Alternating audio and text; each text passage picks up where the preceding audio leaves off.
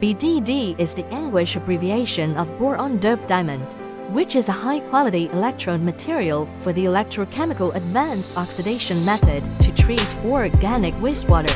It can reduce COD, ammonia, nitrogen, etc. in the water at a lower cost, which is an efficient, environmentally friendly, and economical method.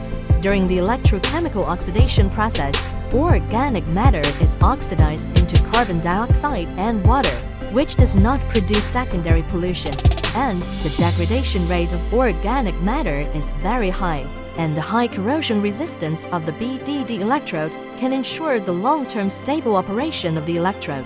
The BDD electrode production equipment provided by Worldia adopts the large cavity design of industrial cans and has an automated feeding and discharging system to continuously carry out double-sided coating. BDD electrodes can be used in the cleaning process of the semiconductor industry, and it can provide full process research and development support for the treatment of high-risk wastewater, which play an important role in ecological environment restoration.